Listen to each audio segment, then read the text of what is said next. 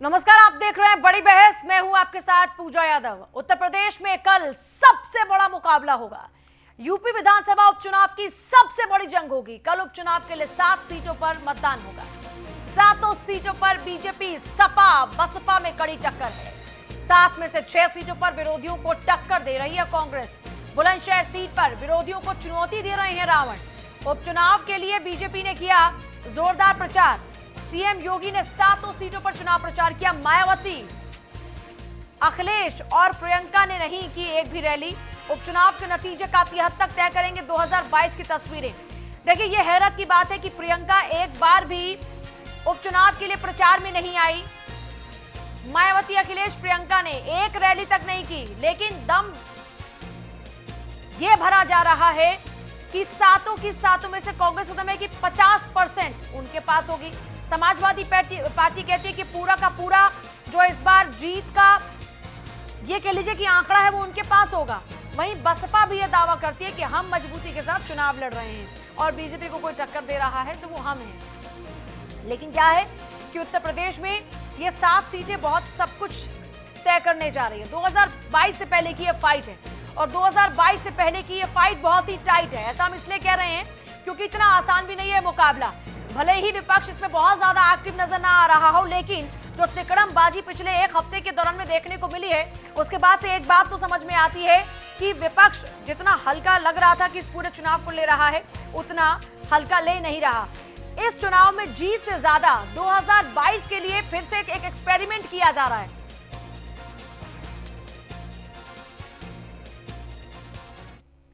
सात सीटों पर फाइट है। अमरोहा की नौगावा सादत सीट, उन्नाव की बांगरमऊ सीट, बुलंदशहर सदर सीट, फिरोजाबाद की टूंडला सीट, कानपुर की घाटमपुर सीट, देवरिया सदर सीट, जौनपुर की मल्हनी सीट। जौनपुर की मल्हनी को छोड़कर बाकी की विधानसभा सीटें बीजेपी के पास थी, लेकिन इस बार यह दावा किया जा रहा है कि बीजेपी की से ये जो सीटें हैं वो छिटक जाएंगी और ये सीटें छिटक कर विपक्ष अपने कब्जे में कर लेगा। लेकिन सीटें कितनी छिटकेंगी, बीजेपी को कितना लॉस होगा, विपक्ष को कितना फायदा होगा, या विपक्ष को कितना लॉस होगा, सत्ता पक्ष को कितना फायदा होगा, ये 10 तारीख को आने वाले नतीजे बताएंगे।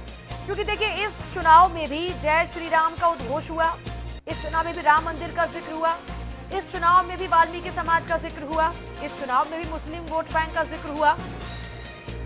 तो कुल मिलाकर एक बात तो समझ में आई कि उत्तर प्रदेश का ये विधानसभा उपचुनाव कई मायनों में बहुत ज्यादा खास है। इससे पहले विधानसभा जब चुनाव हुआ, उपचुनाव, उस दौरान में विपक्ष एकजुट हुआ, एक नया एक्सपेरिमेंट किया गया। वो एक्सपेरिमेंट कारगर भी साबित हुआ, सक्सेसफुल रहा और सत्ता पक्ष की उनके गढ़ में पहुंचकर जो हार थी, विपक्ष ने जो सुनिश्चित की थी उनकी हार, वो एक बहुत बड़ा झटका था सत्ता पक्ष के लिए। और उस दौरान में सत्ता पक्ष की नींवें हिल गई, सत्ता पक्ष को भी लगा कि ये क्या हो गया। उसके बाद आया लोकसभा चुनाव, वही फॉर्मूला जो उपचुनाव में तैयार किया गया था, वही फॉर्मूला अप्लाई किया गया लोकसभा चुनाव में। सब कुछ फिसड्डी हो गया। अब फिर से उपचुनाव है। अब तक समाजवादी पार्टी ने कांग्रेस के साथ हाथ मिलाया लोकसभा चुनाव में 2014 के, उसके बाद माफ कीजिएगा, विधानसभा चुनाव में कांग्रेस के साथ हाथ मिलाया, लोकसभा चुनाव के दौरान में सपा के साथ में सपा ने बसपा के साथ हाथ मिलाया। देखिए, जौनपुर की मल्हनी विधानसभा पूर्वांचल की सबसे हॉट सीट है। सपा ने स्वर्गीय पारसनाथ यादव के बेटे लकी यादव को यहां पर दांव पर लगाया है, उनको टिकट दिया है। सपा प्रत्याशी को टक्कर दे रहे हैं बीजेपी के मनोज सिंह। यहां पर बीएसपी और कांग्रेस के प्रत्याशी भी मैदान में मुकाबला कड़ा हो चुका है। यहां पर निर्दलीय चुनाव लड़ रहे हैं बाहुबली नेता धनंजय सिंह। बीजेपी विधायक जन्मेजय सिंह के निधन के कारण यह सीट खाली हुई थी। देवरिया सदर की जो जंग है उसके बारे में आपको बता रहे हैं। देवरिया सदर में ब्राह्मणों की भी जोरदार टक्कर है। बीजेपी, सपा, बसपा और कांग्रेस ने ब्राह्मणों को यहां पर प्रत्याशी बना। देखिए, देवरिया सदर ऐसी सीट है जहां पर ब्राह्मण प्रत्याशी ज्यादा हैं और नतीजे यहां पर काफी हद तक 2022 की रणनीति क्या रहेगी उसको तय करेंगे। बीजेपी ने सत्यप्रकाश मणि पर दांव लगाया देवरिया सदर में। सपा से पूर्व कैबिनेट मंत्री ब्रह्मशंकर त्रिपाठी मैदान में हैं। देवरिया सदर की अगर जंग की बात करें तो बीएसपी ने अभिनाथ त्रिपाठी कांग्रेस ने मुकुंद भास्करमणि, यह है देवरी सदर की जंग। वही बात अगर की जाए देखिए उन्नाव की बांगरमऊ की, तो यहाँ पर मुकाबला बहुत दिलचस्प रहने वाला, क्योंकि बीजेपी विधायक कुलदीप सिंह सेंगर के दोषी पाए जाने के बाद में ये सीट खाली हुई, उनको पार्टी ने निष्कासित किया। अब बीजेपी के अगेंस्ट में समाजवादी पार्टी, बसपा, कांग्रेस पास में एक अच्छा खासा मौका है कि देखिए जो कुलदीप सेंगर है उनके ऊपर गंभीर आरोप लगे और महिला सुरक्षा को लेकर सरकार तमाम दावे करे, तो महिला सुरक्षा के नाम पर सत्ता पक्ष को यहाँ विपक्ष घेरेगा जरूर। उन्नाव की बांगरमऊ सीट पर बीजेपी विधायक कुलदीप सिंह सेंगर के दोषी पाए जाने के बाद में ये सीट खाली हुई और कुलदीप सेंगर के परिवार से किसी को टिकट नहीं दिया। बीजेपी ने श्रीकांत कटियार को टिकट दिया है, सुरेश पाल को मैदान में उतारा समाजवादी पार्टी ने, बसपा ने महेश पाल और कांग्रेस से आरती वाजपेयी मैदान में है। यहाँ पर फिरोजाबाद की टूंडला विधानसभा के देखिए रण की अगर बात करें तो एसपी सिंह बघेल के सांसद बनने के बाद ये सीट खाली हुई है। सपा का गढ़ माने जाने वाले इस इलाके के नतीजों पर सभी की निगाहें हैं। बीजेपी ने प्रेमपाल को यहां मैदान में उतारा है, सपा के महाराज सिंह धनगर विरोधियों को टक्कर दे रहे हैं। बीएसपी ने संजीव चक पर दांव लगाया है, कांग्रेस प्रत्याशी का पर्चा खारिज हुआ, वो मैदान में नहीं है। कानपुर की घाटमपुर की अगर बात करें तो देखिए यूपी सरकार में कैबिनेट मंत्री कमला रानी वरुण के निधन के बाद ये सीट खाली हुई। बीजेपी ने उपेंद्र पासवान को यहां मैदान में उतारा है, समाजवादी पार्टी ने इंद्रजीत कोहरी पर दांव लगा दिया। कांग्रेस से कृपाशंकर है तो बसपा से कुलदीप मैदान में है। बीजेपी ने कमला रानी वरुण के परिवार से ही किसी को यहां टिकट नहीं दिया, जबकि यहां पर एक सिंपैथी कार्ड खेल सकती थी बीजेपी। अब बुलंदशहर सदर सीट की बात की जाए तो बीजेपी विधायक वीरेंद्र सिंह सिरोही के निधन के बाद में यह सीट खाली हुई। इस सीट को जाट वोट बैंक की प्रयोगशाला के तौर पर देखा जा रहा है। बीजेपी ने जाट नेता स्वर्गीय वीरेंद्र सिरोही की पत्नी उषा सिरोही को यहां मैदान में उतारा है। सपा ने आरएलडी को सीट दी है, प्रवीण कुमार मैदान में है आरएलडी से। इस चुनाव से यह साफ होगा कि जाट वोटर्स की पहली पसंद है कौन, आरएलडी है या बीजेपी है। बसपा ने मोहम्मद यूनुस पर दांव लगा दिया और कांग्रेस से सुशील चौधरी को मैदान में उतारा है। चंद्रशेखर की आजाद समाज पार्टी भी ताल ठोक रही है इस सीट के लिए और चंद्रशेखर और रावण ने भी जमकर प्रचार किया है। अब आइए अमरोहा की नौगावा सीट पर, तो यहाँ पर यूपी सरकार में कैबिनेट मंत्री रहे चेतन चौहान के निधन के बाद ये सीट खाली हुई। स्वर्गीय चेतन चौहान की पत्नी संगीता चौहान को यहां पर मैदान में उतारा है। सपा ने अखिलेश के करीबी जावेद आबदी पर दांव लगाया है। बसपा से फुरकान अहमद, कांग्रेस से डॉक्टर कमलेश सिंह मैदान में है।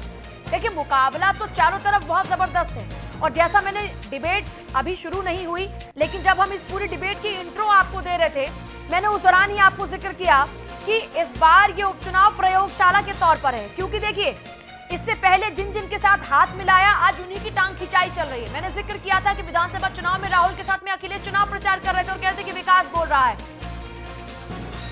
उसके बाद बसपा का भी साथ आता है समाजवादी पार्टी के साथ में, जब लोकसभा का चुनाव होता है आरएलडी भी साथ में आती है, महागठबंधन किया जाता है, लेकिन सब कुछ फ्लॉप हो जाता है।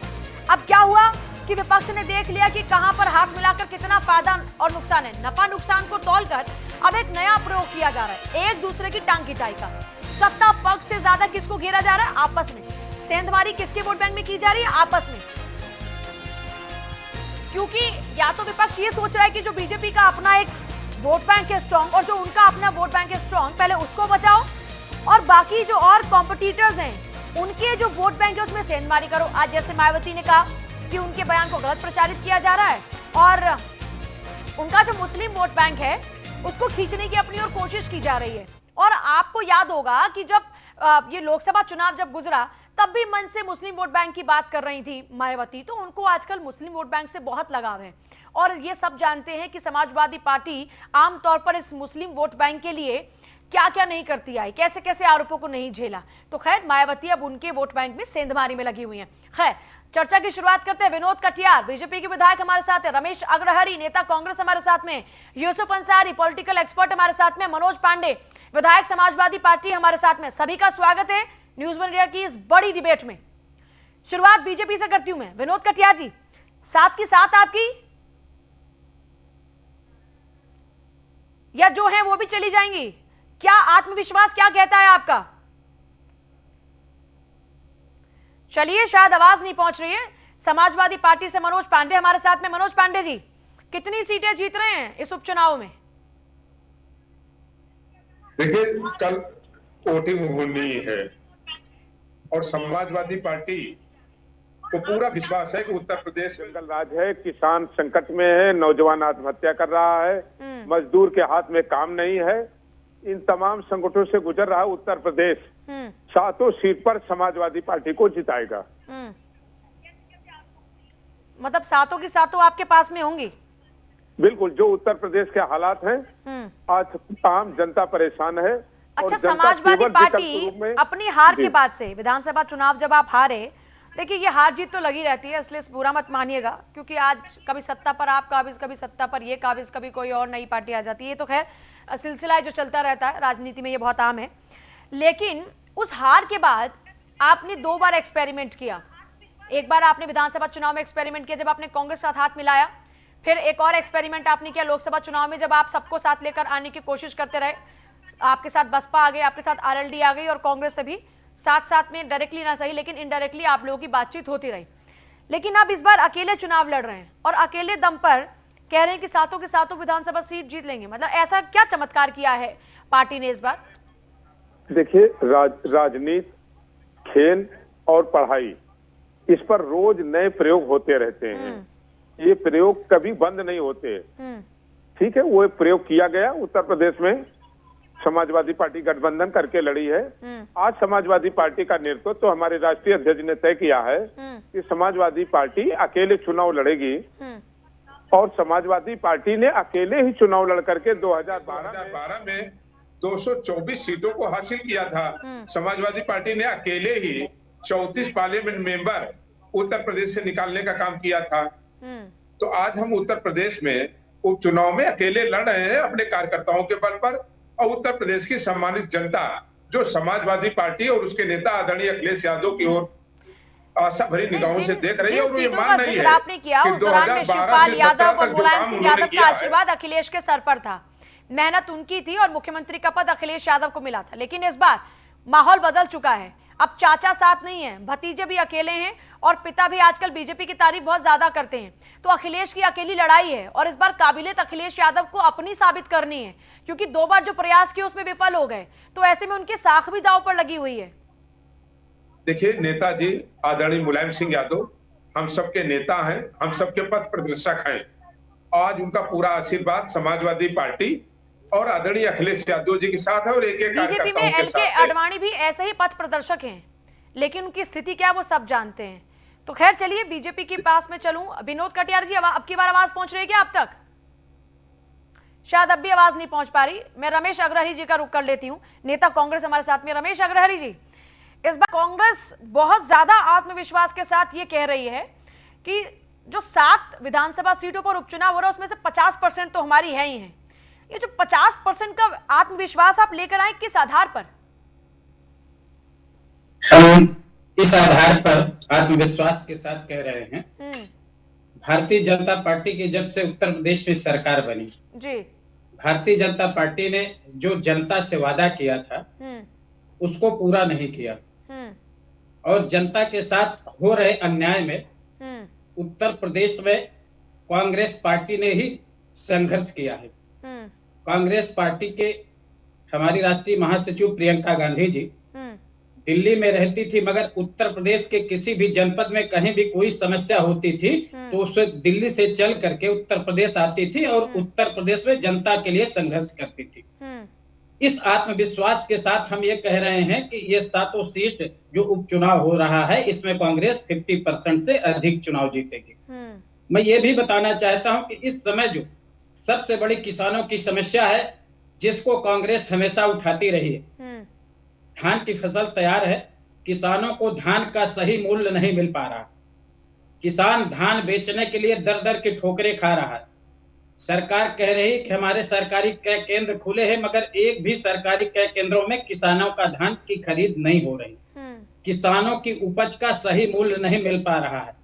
तो भारतीय जनता पार्टी को कहां से वोट देंगे? आज ये 7 उपचुनाव में मैं कह रहा हूं कि ग्रामीण अंचल में 75% से ज्यादा किसान निवास करते हैं और किसान परेशान है। किसान ही नहीं, व्यापारी परेशान है, आम जनता परेशान है अपराध की सीमा इस तरह से बढ़ी है, रमेश जिसको अग्रवाल लेकर जी, के आए दिन इतने जिला सारे मुख्यालयों मुद्दे पर होकर प्रदर्शन भी हो रहा है। प्रियंका जिनके इन कंधों सब पर मुद्दों उत्तर को प्रदेश की लेकर के जीत का कांग्रेस दारोमदार पार्टी के है। हमारी राष्ट्रीय महासचिव जिस प्रियंका उत्तर गांधी प्रदेश जी, की हमारे बागडोर राहुल गांधी जी, पार्टी ने इस कांग्रेस का वक्त पार्टी प्रियंका का को एक सौंप एक रखी है, कार्यकर्ता सड़क पर वो उतर प्रियंका करके इतनी संघर्ष कहां किया। व्यस्त रही कि हमारे इतने सारे प्रदेश मुद्दों को अध्यक्ष लेकर वो उत्तर प्रदेश में एक बार चक्कर नहीं लगाती उपचुनाव के दौरान में, लेकिन जब बात आती है दलित की बेटी यानी दलित वोट बैंक को साधने की तो वो दौड़ी चली आती है पूरे काफिले के साथ में। तो उपचुनाव उनके लिए बहुत हल्का है क्या? मेरी बात पूरी हो जाने दीजिए, तो फिर आप अपनी बात को कहिए। कांग्रेस पार्टी, मैं ये कहना चाह रहा था कि कोई भी विपक्ष की पार्टी, इधर जो जनता के साथ अन्याय हो रहा है, जनता के साथ अत्याचार हो रहा है, कोई भी पार्टी कहीं पर भी आंदोलन नहीं किया, ना जनता के लिए संघर्ष किया। इस उपचुनाव में वो किस आधार पर वोट मांगने आए? भारतीय जनता पार्टी का अगर कोई मुकाबला कर सकता है तो कांग्रेस पार्टी ही कर सकती है। और कांग्रेस पार्टी में जब से उत्तर प्रदेश की प्रभारी हमारी राष्ट्रीय महासचिव प्रियंका गांधी हुई हैं, देश की जनता कांग्रेस की ओर देख रही है। इसलिए इस उपचुनाव में कांग्रेस पार्टी को भारी से भारी समर्थन मिल रहा है। और हमारे सत्ता पक्ष पर जो आरोप लगे उनको लेकर सवाल पूछिए, ये लोकतंत्र की अपनी खूबसूरती है। लेकिन मैं ये समझना चाह रही हूँ कि आप ये कह रहे हैं कि इतने सारे मुद्दे हैं, इतनी सारी कमियां हैं, खामियां हैं सरकार में, तो फिर आपकी नेता, मैं फिर दोहरा रही हूं, आपकी नेता प्रियंका जिनके कंधों पर जिम्मेदारी सौंपी कांग्रेस पार्टी ने कि आप उत्तर प्रदेश को संभालिए, उत्तर प्रदेश में पार्टी को मजबूत कीजिए, तो क्या सिर्फ एक दलित अगर बेटी के साथ में गैंगरेप होगा तभी वो आएंगी, या दलितों का विषय होगा सिर्फ तभी आएंगी क्या? इसके अलावा उपचुनाव उनके लिए मैटर नहीं करता, वो भी 2022 से पहले का उपचुनाव? मैं ये बताना चाहूंगा कि कांग्रेस पार्टी कोई जाति और धर्म की राजनीति नहीं करती है। कांग्रेस पार्टी एक धर्मनिरपेक्ष पार्टी है। कांग्रेस ने हमेशा सभी वर्गों के लिए लड़ाई लड़ा, चाहे वो दलित हो, चाहे वो सवर्ण हो, चाहे बैकवर्ड हो। कांग्रेस पार्टी में सभी जात के लोगों का सम्मान है, सभी धर्म के लोगों का सम्मान है। और कांग्रेस पार्टी के नेता मेरा सवाल ये कि दलित की बेटी या दलितों का कोई मसला होगा तो प्रियंका आएंगी दौड़ी दौड़ी, तब गले भी लगाएंगी। लेकिन अब क्या उपचुनाव को इतना हल्के में ले रही है क्या? पार्टी को उनकी जरूरत है। आप भी इस बात से तो इत्तेफाक रखते होंगे ना कि पार्टी को एस्टेब्लिशमेंट की जरूरत है, कांग्रेस पार्टी को और मजबूत होने की आवश्यकता है, क्योंकि 2022 का चुनाव आ रहा है। संगठनात्मक तौर पर आपको अपना कैडर और स्ट्रॉन्ग करना होगा, उसके लिए प्रियंका की भूमिका बहुत अहम है। फिर वो नजर क्यों नहीं आती उपचुनाव में? कांग्रेस बहुत बड़ी पार्टी है, कांग्रेस राष्ट्रीय पार्टी है। उत्तर प्रदेश में हमारे इतने बड़े बड़े नेता हैं कि वो हमारे इस उपचुनाव को, देखिए कांग्रेस जैसी बड़ी पार्टी आज किस हाशिए पर है ये बखूबी आप जानते हैं रमेश अग्रवाल जी। हो सकता है कि आपको मेरी बातें गलत लगें और चुभे भी, लेकिन मैं इसलिए कह रही हूं कि लोकतंत्र की खूबसूरती यही है कि विपक्ष मजबूत हो और मजबूती के साथ सवाल पूछे। आपकी तो अपनी पार्टी की ही पूर्व सांसद अनु टंडन समाजवादी पार्टी में शामिल होने से पहले ये कहती है कि यहां तो कुछ लोग अपने आप को चमकाने में लगे हैं, बात नहीं सुनी जाती। तो जब आपके अपने लोग ये आरोप लगाकर दूसरी पार्टी में जा रहे हैं तो फिर आप कितने आत्मविश्वास के साथ ये बात कह रहे हैं? पार्टी है, आने जाने वालों का तांता लगा रहेगा। कांग्रेस पार्टी में जाने वालों अगर कोई जाता है तो आने वालों की भी कमी नहीं है। आए दिन हमारे पार्टी में तमाम नेता आ रहे हैं जो आज वो कांग्रेस को मजबूत करने का काम कर रहे हैं। विनोद कटियार जी, आवाज पहुंच रही है आप तक? हाँ, पहुंच रही है। विनोद कटियार जी, आप कहते हैं डबल इंजन की सरकार, डबल इंजन की सरकार को भी जय श्री राम का सहारा क्यों लेना पड़ता है उपचुनाव में भी? देखिए, भगवान राम और जय श्री राम ये हमारी संस्कृति का प्रतीक है। इसमें भगवान राम का नाम लेना कोई अपराध नहीं है। भगवान राम तो कण-कण में व्याप्त है, तो हम तो हमेशा उनका नाम लेते हैं। सुबह उठते हैं तो राम का नाम लेते हैं, शाम को सोते हैं तो राम का नाम लेते हैं। इसमें तो कहीं कोई बात नहीं हुई। रही बात, अभी हम अन्य पार्टी के वक्ताओं से विचार सुन रहे थे, लेकिन निश्चित रूप से मैं एक बात कहना चाहता हूं कि 7 में 7 सीटें भारतीय जनता पार्टी जीतने जा रही है और इन लोगों का डब्बा गोल हो चुका है। ये धरातल पर नहीं है, ये सिर्फ मीडिया की पार्टियां रह गई हैं। किस आधार पर आप उपचुनाव जीतेंगे? पिछली बार के उपचुनाव में तो मात खा चुके हैं आप इन्हीं लोगों से, वो भी आपके अपने ऐसा है ना,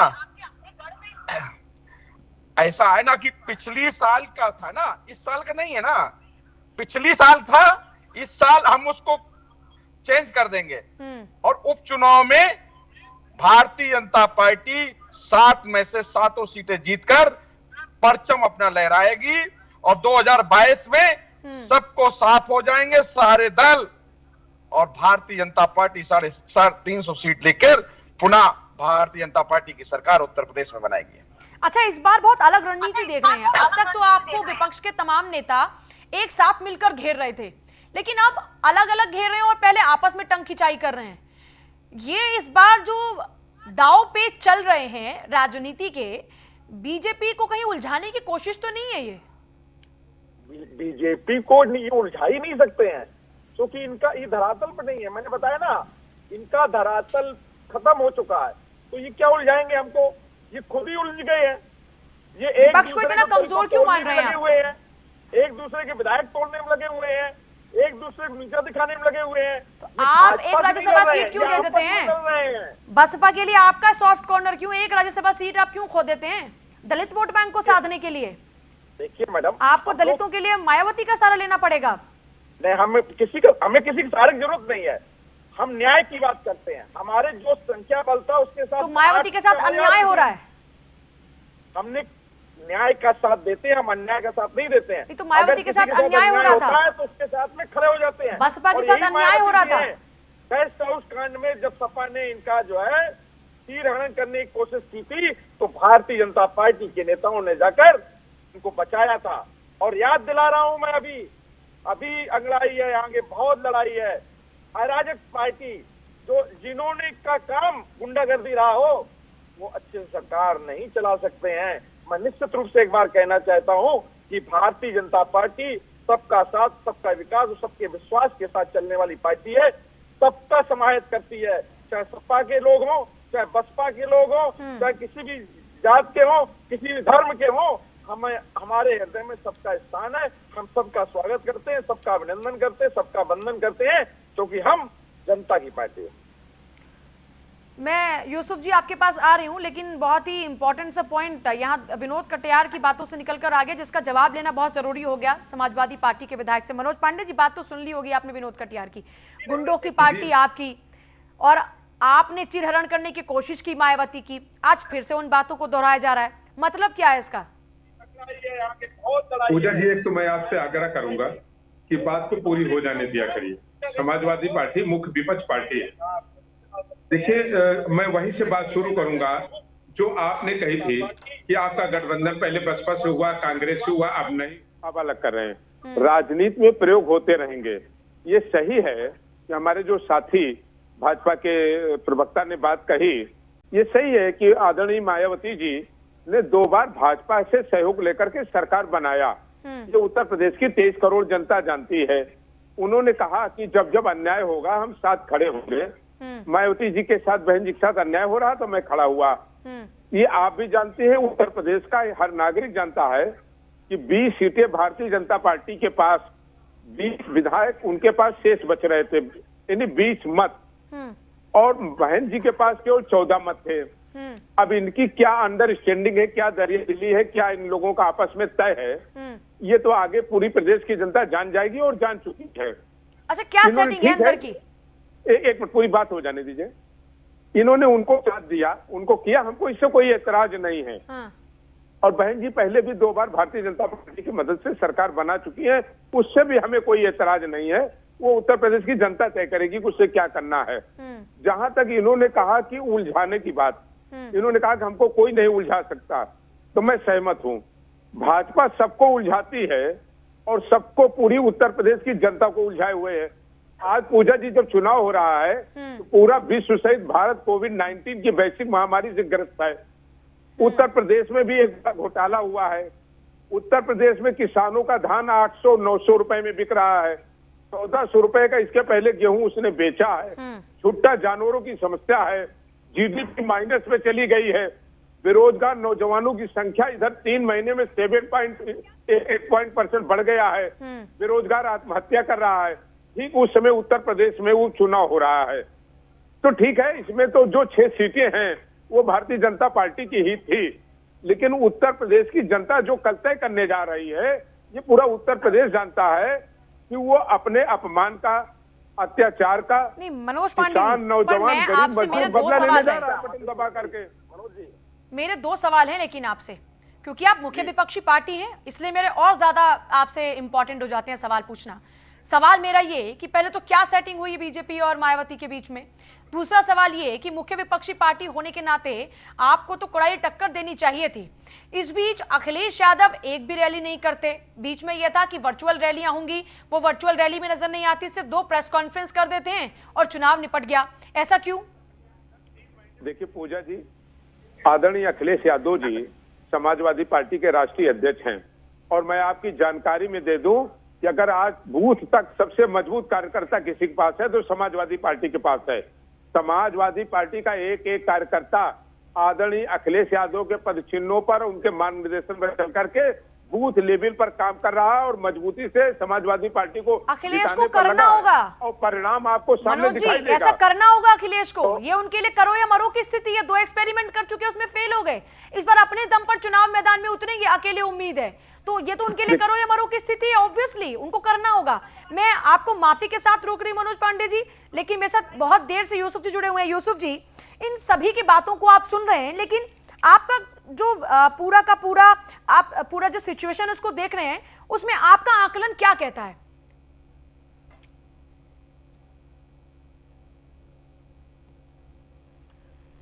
यूसुफ जी, जो मैंने पूरा सब लोगों को सुना और जो वैसे भी नजर आई मीडिया की खबरों में, जी मैं बोल रहा हूँ, तो मुझे लगता है कि बीजेपी के अलावा इन उपचुनाव को कोई भी दूसरी पार्टी गंभीरता से नहीं ले रही है। अगर गंभीरता से ली होती तो फील्ड में नजर आते बड़े नेता, जैसे आपने मनोज पांडे जी को टोका कि भाई अखिलेश यादव जी क्यों नहीं मैदान में उतरे, मुख्य विपक्षी पार्टी हैं और सत्ता के बड़े दावेदार वही हैं, क्योंकि उनकी सरकार को ही उखाड़कर बीजेपी की सरकार 2017 में बनी थी और दोबारा अखिलेश यादव ही सत्ता के मुख्य दावेदार होंगे।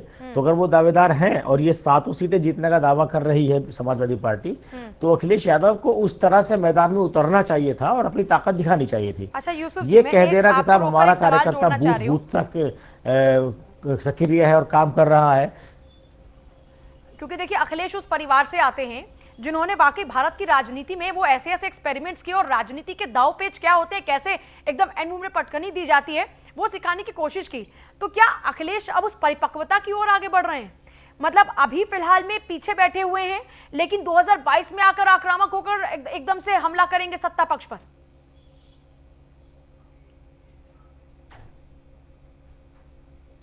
देखिए उनका जो नेचर है राजनीति करने का, उसे देखते हुए तो अभी तक ये ऐसा नहीं लगता है। और जिन दाव पेचों की आप बात कर रही हैं, वो दाव पेच तो माननीय मुलायम सिंह यादव जी के थे, जो कि अखाड़े के खिलाड़ी रहे हैं, और अखाड़े में जितने दाव पेच होते हैं कुश्ती में, वो सारे दाव पेच उन्होंने राजनीति में आजमाए। और मैं बहुत जिम्मेदारी के साथ ये बात कह सकता हूं कि मुलायम सिंह के अंदर जो खासियत थी कि वो समय की घड़ी की सुइयों के साथ खुद को रेस करते थे फील्ड में जब होते थे चुनाव के दौरान, और विपरीत से विपरीत परिस्थितियों में उन्होंने अपनी पार्टी को आगे लाए, चाहे वो 1998 का लोकसभा चुनाव हो, 99 का चुनाव हो, जब सोनिया गांधी की विपक्षी विदेशी मूल के मुद्दे पर उन्होंने पूरी गेम पूरा चेंज किया, चुनाव लड़ा और बाद में वो सोनिया गांधी के समर्थन से बाद में सरकार बनाई। तो वो उनके अंदर एक कला थी, लेकिन वो सारे गुण जो थे अखाड़े के दांव पेच, वो अखिलेश यादव में भी हैं, ऐसा अभी तक नजर नहीं आया है। 2012 में प्रदेश की जनता ने अखिलेश यादव के नाम पे जनादेश नहीं दिया था, वो जनादेश खांटी तौर पे मुलायम सिंह यादव के नाम पर था, और मुलायम सिंह यादव ने वो जनादेश अपने बेटे अखिलेश यादव को ट्रांसफर कर दिया था और पूरे 5 साल उनकी सरपरस्ती की और अपने सामने उन्हें किसी तरह की आंच नहीं आने दी। जो परिवार की अंदरूनी टूट फूट थी, जो रस्साकशी थी, उसको भी उन्होंने संभाल के रखा। अखिलेश यादव की परीक्षा 2017 के विधानसभा चुनाव में हुई, जहां उन्होंने मुलायम सिंह के ना चाहने के बावजूद कांग्रेस के साथ समझौता किया, और उस समझौते की वजह से कहें या जो भी कुछ कहें, पार्टी में भी टूट हुई और पार्टी कहां से कहां पहुंची। जो मुलायम सिंह यादव 224 सीटें लाकर 2012 में पहली बार समाजवादी पार्टी को इतनी बड़ी जीत मिली थी और अपने दम पर सरकार बनाई थी, वो 50 सीट भी नहीं पा पाई 2017 में। तो अब इसे आप क्या कहेंगे कि साहब वो सारे दांव पे अखिलेश यादव ने अपनाए थे, नहीं अपनाए थे, और अब उसके बाद से 17 के बाद से अब तक परिपक्वता की ओर आगे बढ़ रहे हैं? क्योंकि अभी पिछले कुछ प्रकरण देखे जिसमें अखिलेश यादव पर्दे के पीछे बैठकर काम कर रहे थे, चाहे वो बसपा के विधायकों की बात हो। मैं वापस लौट रही हूँ, कई पहलुओं के साथ में हम चर्चा करेंगे, लेकिन फिलहाल रुक रहे बहुत ही छोटे से ब्रेक के लिए।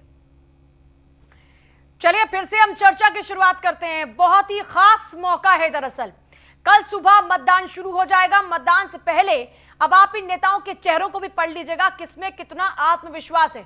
रमेश अग्रहरि जी, 50% सीट वाकई ले जाएंगे? पूरा विश्वास है हमें।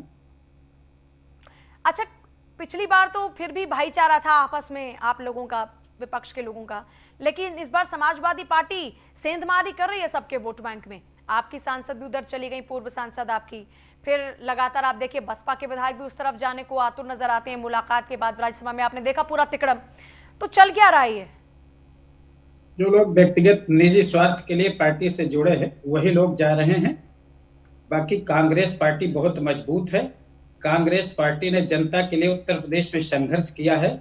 1989 के बाद उत्तर प्रदेश में कांग्रेस की सरकार नहीं रही पुरानी बातें छोड़ दीजिए रमेश जी, वो कांग्रेस की वो पुरानी बातें अब चली गई। अब तो कांग्रेस को नया रूप देने की जरूरत है इस वक्त। आप भी इस बात को जान रहे हैं, क्योंकि पिछले आपने जितने कार्यकाल जी लिए उसके बाद में आज तो हाशिए पर है कांग्रेस, मानते होंगे इस बात को आप भी। भाजपा को भी देखा, सपा को भी देखा, बसपा को भी देखा। अब उत्तर प्रदेश की जनता कांग्रेस की ओर देख रही है। मुकाबला किससे मान रहे हैं आप चुनाव में? मुकाबला किससे? बीजेपी से है, समाजवादी पार्टी से है, बसपा से है, किससे है? हमारा मुकाबला बीजेपी से है। हम बीजेपी से अपना मुकाबला मानते हैं। और बीजेपी को अगर कोई शिकस्त कर सकती है तो कांग्रेस पार्टी ही कर सकती है, कोई दूसरी पार्टी नहीं कर सकती। मुस्लिम वोट बैंक पर तो हमेशा से आपकी भी निगाहें रही हैं, दलित वोट बैंक पर भी आपकी निगाहें रही हैं। पिछले कुछ दिनों में आपने देखा बीजेपी ने किस तरीके से दलित वोट बैंक को साधने की कोशिश की। वाल्मीकि आश्रम जाना सीएम का, और उसके अलावा मायावती का फेवर लेना, ये आपको चोट पहुंचाने की कोशिश है क्या? नहीं, हमारे साथ सभी जात के लोग हैं, सभी धर्म के लोग हैं। हम कभी नहीं कहते कि नहीं हमारे साथ कोई नहीं है। ये जरूर रहा कि इधर कुछ दिनों में, चाहे वो हमारी कमजोरी समझ लीजिए कि कांग्रेस से जनता हमारे नजदीक से दूर हुई, मगर हम ये कह रहे हैं कि इस समय जब से प्रियंका गांधी उत्तर प्रदेश की प्रभारी हुई और उत्तर प्रदेश की जनता के लिए लड़ रही है ना अग्रहरि जी, प्रभारी को आना भी तो चाहिए था ना। इतने मजबूत तो आप लोग हैं नहीं कि अपने नेता के बगैर चुनाव लड़ेंगे और बहुत मजबूती के साथ जीत जाएंगे। उत्तर प्रदेश में हमारे नेता छाता बगैर तो बरसात नहीं रुका करती ना। चुका हूं उत्तर प्रदेश में रमेश अग्रहरि जी, छाता बगैर बरसात तो नहीं रुका करती ना। उत्तर प्रदेश में उपचुनाव जिताने के लिए हमारे उत्तर प्रदेश के नेता ही काफी है। और कौन कौन से जब चुनाव सरकार बना 2022 में कांग्रेस के उत्तर प्रदेश में सरकार होगी, प्रियंका गांधी जी उत्तर प्रदेश के स्टार अजय कुमार लल्लू जी प्रचारक होगी, वो उत्तर प्रदेश में सरकार बनाने के लिए आएंगे। आपके अपने विधायक तो जा रहे हैं भागकर बीजेपी की ओर। कौन से नेताओं की आप बात कर रहे हैं? जो आपके पास में हैं वो तो आपका साथ छोड़ कर जा रहे हैं। तो कौन सा नया एस्टेब्लिशमेंट किया है आपने संगठन में? अभी कटियार साहब यही कह रहे थे विधायकों की खरीद फरोख्त की बात, तो मैं उनको बताना चाहता हूं कि विधायकों की खरीद आप कर रहे हैं। आपके द्वारा खरीद फरोख्त की जा रही है। खरीद प्रलोभन देकर, लालच देकर के हमारे पार्टी के विधायकों को तोड़ा गया। इतना ही नहीं, मैं भी पूजा जी, मैं ये भी बताना चाहूंगा कि भारतीय जनता पार्टी ने हमारी स्टेट की सरकारों को अस्थिर करने का काम कर रही है। राजस्थान में आपने देखा होगा, मध्य प्रदेश में जिस तरह से इन्होंने विधायकों की खरीद मैं आपके सवाल लेकर विनोद कटियार के पास जाऊंगी, पर पहले आप ये बताइए कि प्रियंका कहाँ इतना बिजी है? तो ये भारतीय जनता पार्टी की हमारी बात तो पूरी हो जाने दीजिए। आखिरकार इतनी व्यस्त कहाँ है?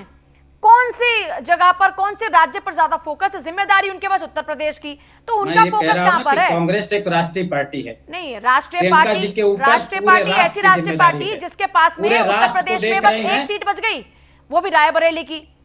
ऐसी राष्ट्रीय पार्टी आप बच रहे हैं आज की डेट में। आपके अपने विधायक कहाँ जा रहे हैं?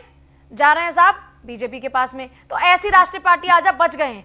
तो मतलब आज आपको जहां पार्टी के एस्टेब्लिशमेंट पर काम करना चाहिए, आपके नेताओं की दिलचस्पी क्यों नहीं है? प्रियंका को दिलचस्पी नहीं है क्या उत्तर प्रदेश में?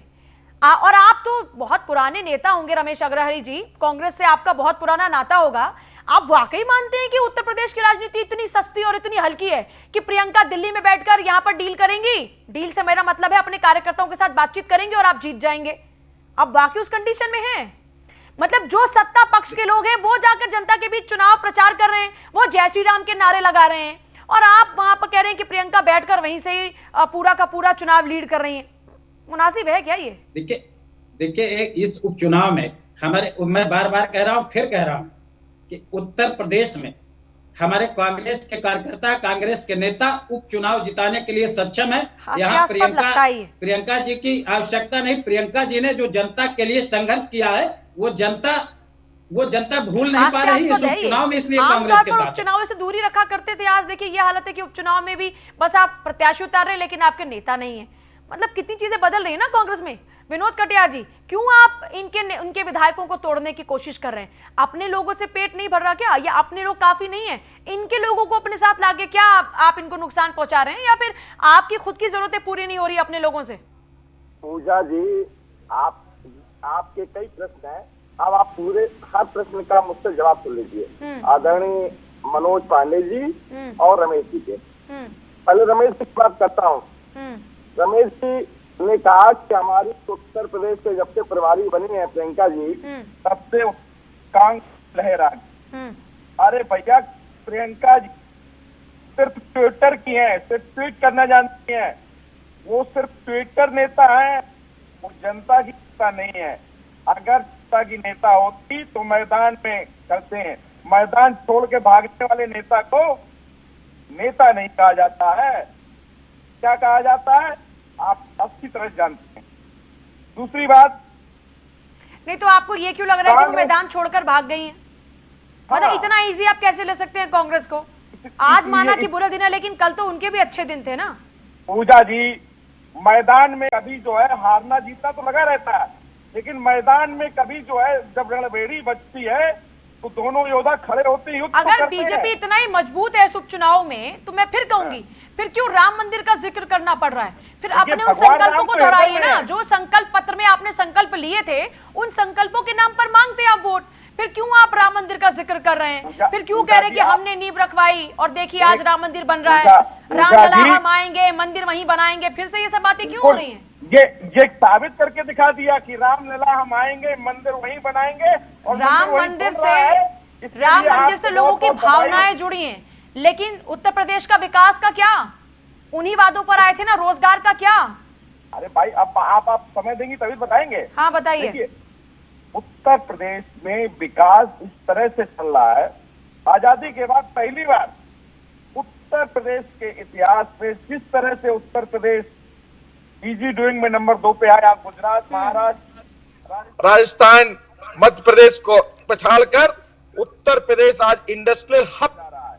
और मैडम आप बात कर रही हैं 1,70,000 करोड़ का इन्वेस्टमेंट आ चुका उत्तर प्रदेश में। हम लोग जब 2017 में आए थे तो उत्तर प्रदेश का बजट 3 लाख करोड़ हुआ करता था, और जब हमने 2017 में अपना बजट पेश किया तो 4,28,000 करोड़ का बजट पेश किया। इसका मतलब हम प्रगतिशील है, इसका मतलब योजनाओं को हम पैसा दे रहे हैं, इसका मतलब हमारे पास में संसाधन की कमी नहीं है, हम बंदरबाट करने वाले नहीं हैं। तो कौन बंदरबाट करने वाला?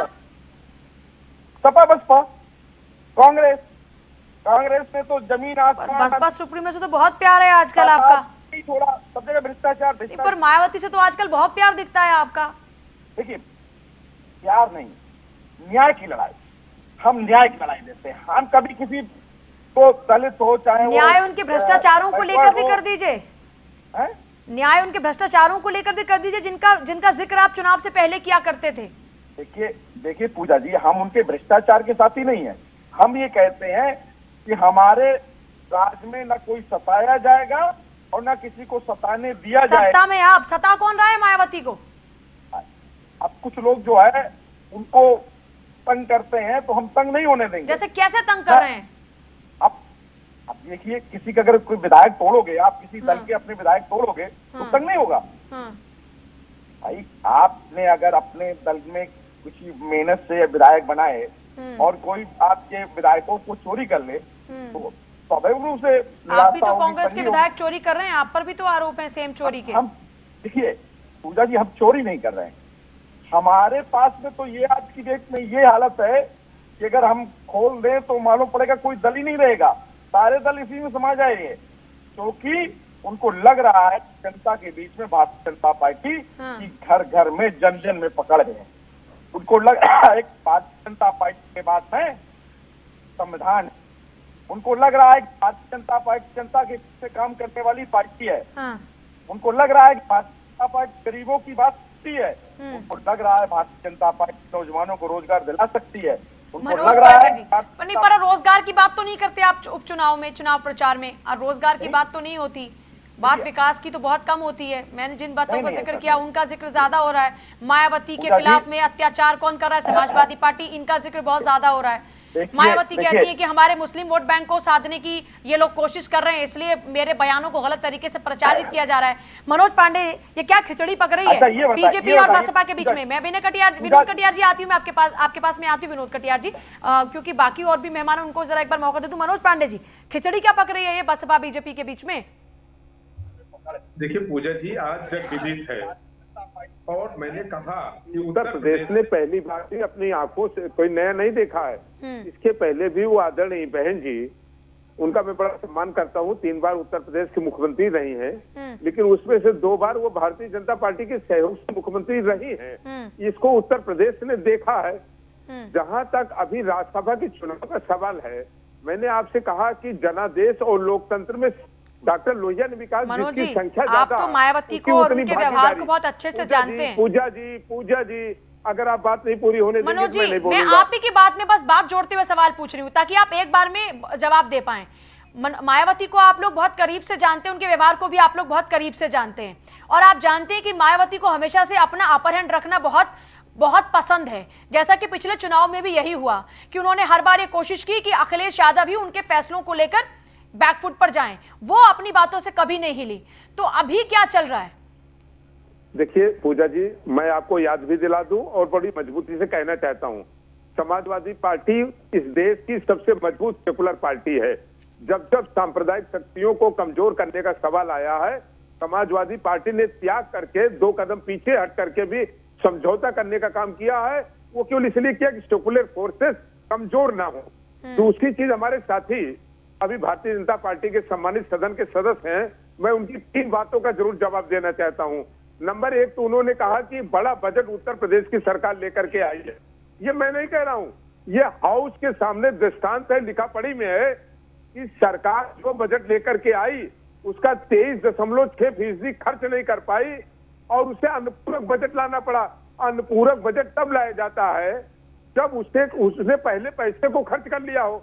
23% जिस सरकार ने डेवलपमेंट के खर्च को नहीं कर पाई, वो अनुपूरक बजट लेकर के आई। तो ये अपने सामने उत्तर प्रदेश के सामने दृष्टांत है कि जो बजट पास किया था वो बजट ये डेवलपमेंट के कामों में खर्च नहीं कर पाए। नंबर 2, इन्होंने कहा कि उत्तर प्रदेश में हर कामों में समाजवादी पार्टी से ज्यादा वर्क करके दिखाया है। मैं आज सवाल करना चाहता हूं, सड़कों के निर्माण में आप 29.6% हमसे पीछे हैं। आप किसानों को मदद करने में हमसे बहुत पीछे हैं। आप नौजवानों को रोजगार नहीं दे पाए। आपने वादा किया था हर साल हम 2 करोड़ नौजवानों को रोजगार देंगे। आपने वादा किया था कि हम किसानों की आमदनी 2 गुनी कर देंगे। उत्तर प्रदेश का कृषि दर पीछे हो गया। मैं भी सरकार में कैबिनेट मंत्री था और एग्रीकल्चर मिनिस्टर था। उस समय 3.9 एग्रीकल्चर दर था, आज 2.9 है आपका एग्रीकल्चर दर। इसका मतलब आप किसानों को देने में पीछे आ गए। आज जब मतदाता वोट डालने जाएगा कल, तो लाइन पे खड़ा नौजवान देखेगा कि 4 साल मनोज पांडे जी, मुख्य विपक्षी दल होने के नाते जो बातें आज आप इस शो में बैठकर कर रहे हैं, उतनी तेज तर्रात्मक तरीके से आप लोगों को मन से भी इनको घेरना चाहिए था ना। इतने सारे मुद्दे हैं, मैं वही तो बार बार कह रही हूँ कि फिर अखिलेश यादव क्यों नहीं आए बाहर? जैसे ये बड़ी बड़ी बातें करते, जवाब में आना चाहिए था उनको बाहर। उपचुनाव में देखिए, प्रदेश का मुखिया सामने आकर सत्ता पक्ष का होकर विपक्ष को घेर रहा है, लेकिन विपक्ष के नेता इतने मशगूल हैं अपने कामों में कि उनके पास वक्त नहीं रहा मंच पर आने का, जनता से मुखातिब होने का। ये सत्ता पक्ष की गलतफहमी है पूजा जी। हम अपनी स्ट्रेटजी आपको तो नहीं बताएंगे टीवी में, लेकिन समाजवादी पार्टी का एक एक कार्यकर्ता मजबूती से उपचुनाव में लड़ा है, जिसका परिणाम कल वोट 5 बजे तक पड़ेगा। ठीक है, मेरे पास वक्त बहुत कम है, मैंने यूसुफ जी को बहुत कम वक्त दिया। यूसुफ जी, इनकी बातों को सुनकर तो ये लग रहा है, वैसे मैं आपको जिक्र कर रही थी कि ये पर्दे के पीछे रहकर अभी स्ट्रेटेजी बना रहे हैं क्या?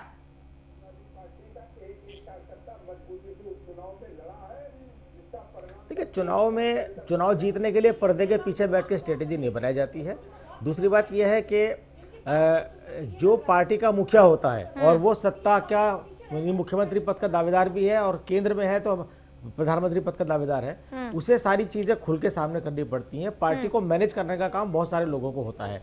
जैसे समाजवादी पार्टी के बारे में अगर हम बात करें तो जब नेताजी मुलायम सिंह यादव पार्टी के सर्वे सर्वा थे और तो उस वक्त पार्टी में जो मैनेजमेंट का काम था वो पार्टी के दूसरे लोग क्या करते थे। जैसे एक अमर सिंह जी का एक अलग रोल था, आजम खान का एक दूसरा रोल था, राम गोपाल यादव उनके एक उनका अलग जो रिसर्च और स्ट्रेटेजी कैसे बनाती है उनको काम करते थे। यहाँ सारे काम अखिलेश जी करेंगे तो फिर जाहिर सी बात है उनका मूल्यांकन दूसरी तरह से करना होगा। तो बीजेपी के अलावा किसी भी पार्टी ने इन उपचुनावों को गंभीरता से नहीं लिया, इसीलिए ना कांग्रेस, ना समाजवादी पार्टी और ना बीएसपी के बड़े नेता सड़कों पर नजर नहीं आए। बीजेपी ने गंभीरता से लिया और बीजेपी हर चुनाव को गंभीरता से लेती, क्योंकि बीजेपी का जो मकसद है वो पहले सत्ता में आना, उसके बाद सत्ता में बने रहना है और इस मकसद को बीजेपी कभी नहीं भूलती है। इस चुनाव में भी अगर आप देखें बाई इलेक्शन में तो हर सीट पर मुख्यमंत्री योगी आदित्यनाथ गए हैं, हर सीट पर जो बीजेपी के प्रदेश अध्यक्ष है वो गए हैं। इससे पता चलता है कि बीजेपी इन उपचुनाव को कितनी गंभीरता से ले रही है। 7 में से वैसे भी 6 सीटें बीजेपी के पास हैं, तो इन 6 की 6 सीटों को बचाए रखना बीजेपी के लिए एक बड़ी चुनौती भी है और वो ये चुनौती ये साबित करना चाहती है। हालांकि देखिए, इन उपचुनाव के नतीजों से सरकार की स्थिरता पर कोई फर्क पड़ने वाला नहीं है, लेकिन बीजेपी ये साबित करना चाहेगी कि अब सारी सीटें जीतकर और या कम से कम जितनी उनकी हैं वो सब 6 की 6 सीटें जीतकर ये संदेश दिया जाए कि प्रदेश की जनता उसकी शासन काल में है। जबकि यहाँ विपक्ष की जिम्मेदारी ये बनती थी कि बीजेपी को इन सभी सीटों पर हराकर ये मैसेज दिया जाए कि बीजेपी की सरकार से जनता खुश नहीं है। इसके लिए उन्हें मेहनत करनी चाहिए थी। उत्तर प्रदेश की राजनीति को जो समझते हैं, यहाँ पर बच्चा जो है वो पॉलिटिकल सोच रखता है और जब तक आप जमीन पे नहीं उतरेंगे, जमीन की लड़ाई जमीन पे लड़ी जाती है, वो जमीन की लड़ाई को आप और देखिए ये भी कहा जाता है यूसुफ जी कि उत्तर प्रदेश में तो नहीं लड़ सकते। जैसा आपने जो उनकी एक्सपर्टीज रही मुलायम सिंह यादव की, आपने उनका जिक्र किया कि उत्तर प्रदेश में तो हर बदलती हवा के साथ में लोगों का मिजाज भी बदलता है, जिसको भांपने के लिए नेताओं के पास में, पार्टीज के पास में अपना अपना थर्मामीटर होना चाहिए। जो जिनका थर्मामीटर ठीक तरीके से काम नहीं करता वहां पर वो धोखा खा जाते हैं और ऐसा तो विपक्षियों के साथ बहुत बार हो चुका और बीजेपी के साथ भी हो चुका है ऐसा। देखिए, लोकतंत्र में जनमत बहुत मायने रखता है और जनमत तब तक समझ में नहीं आएगा जब आप जनता के बीच नहीं जाएंगे। बिल्कुल, जनमन जो है, जनमन जनता के बीच जाके समझ में आता है और मुलायम सिंह यादव इस बदलती नब्ज को पकड़ने के माहिर थे। उन्हें 1999 में लगा कि साहब सोनिया गांधी के विदेशी मूल के मुद्दे पर को बनाकर भी हम चुनाव जीत सकते हैं और पहले से 5 सीट ज्यादा जीतकर वो लाए। और बाद में जब उन्हें लगा कि भाई देश का मूड बदल गया है और विदेशी मूल एक मुद्दा नहीं रहा सोनिया गांधी का, तब उन्होंने इस मुद्दे को हटा दिया। बहुत शुक्रिया सभी का चर्चा में शामिल होने के लिए। वक्त बहुत कम है, माफी चाहूंगी, बहुत शुक्रिया। देखिए, विपक्ष की भूमिका फिलहाल ऐसी नजर आती है जैसे तपती गर्मी में हल्की सी फुहारें जो ठंडक का एहसास तो कराती है लेकिन फिर तपती गर्मी से तपना शुरू हो जाता है। तो ये फुहारों को बंद करके अब बरसात के तौर पर विपक्ष को बरसना चाहिए। अगर ऐसा नहीं तो जनता फिर देखिए फैसला करना जानती है। खैर, कल मतदान होगा, उम्मीद है कि जनता अपने घरों से बाहर निकलेगी और मतदान जरूर कीजिएगा क्योंकि ये आपका अधिकार भी है और आपकी जिम्मेदारी भी। नमस्कार।